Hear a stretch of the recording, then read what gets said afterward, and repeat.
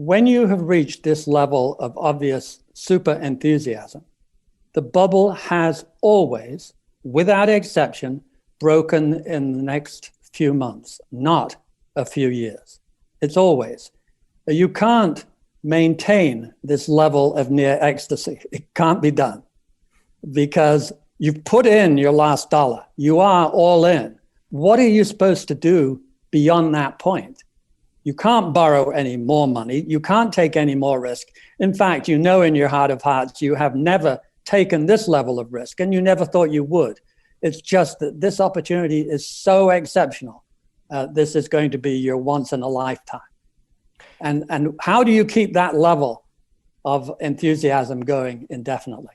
It would be surprising if you could have one that long that didn't end up with animal spirits beginning to freak out a bit, and this one has.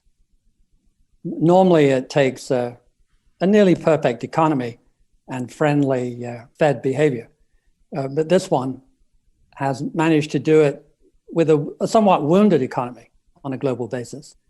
And to compensate for that, we've had even more spectacular Fed friendliness and government friendliness. So we've had, for once, the joining of fiscal spending with the Fed's behavior and the usual moral hazard that has been going on since Greenspan arrived in the 90s.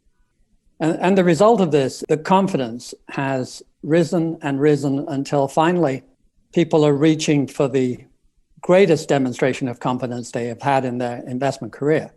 They're borrowing more money to throw it into the market. Their belief in the market is profound. The common wisdom is that with the Fed on your side, how can you lose? When they first said that back in Greenspan, there were a few doubters.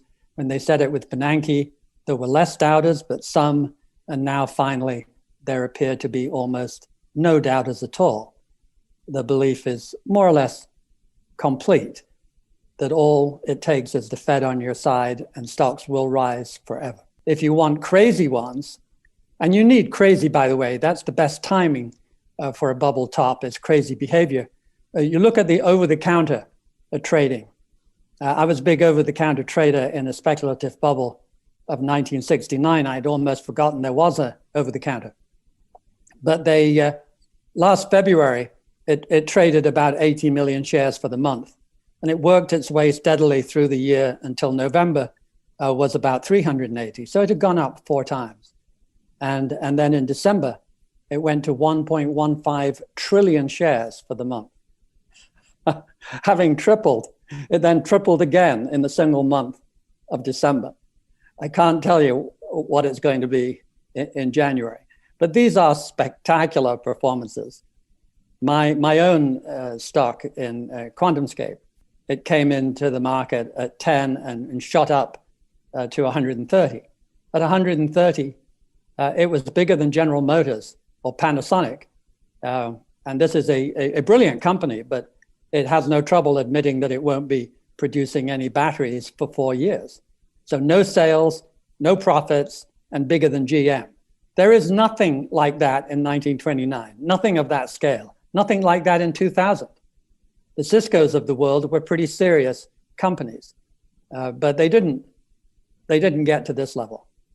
1929, of course, ran into the Great Depression and global trade problems. So you really just want to look at the first leg down, which was big enough.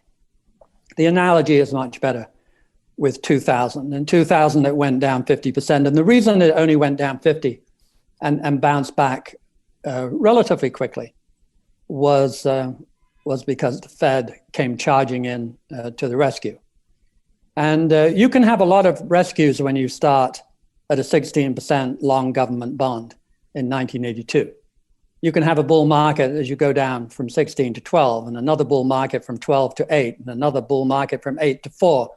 But now you're down at 2.5 or whatever. You have to realize that most of the easy pickings of saving the game by ramping rates down is behind us. At the lowest rates in history, you don't have a lot in the bank to throw on the table, do you?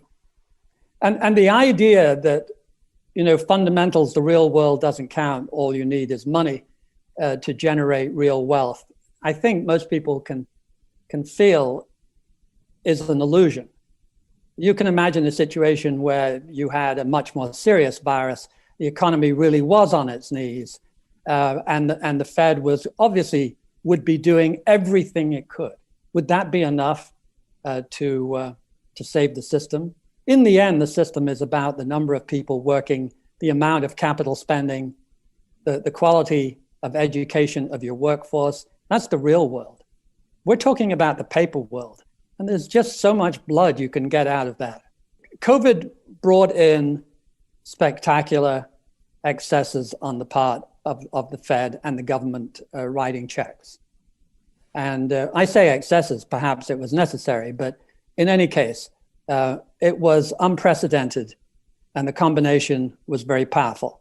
Without COVID, we cannot know. The market had resisted opportunities to bubble earlier in this 11-year cycle. It looked like it was getting pretty close about 3 years ago, and then it just kind of fizzled away. The confidence dissipated. The market had a decline. And those bull markets can go on forever, and you don't know how long, and you don't know how high they can go. The back of every bear's mind must surely be Japan. Japan in 1989 managed to get to 65 times earnings. It had never previously gone over 25 until that cycle. So that is the thing that makes the bears wake up in the middle of the night sweating. So you just don't know how long and how high a market can go if you avoid the burst of euphoria. It's the burst of euphoria that typically brings these things to an end. And we are seeing it all around us today. Going short is for a handful of superstar experts, isn't it? Because, when you go short, you can not just lose your money, you can lose multiples of your money. At least when you're going long, all you can do is lose what you put in. You go short and you can get margin called into bankruptcy.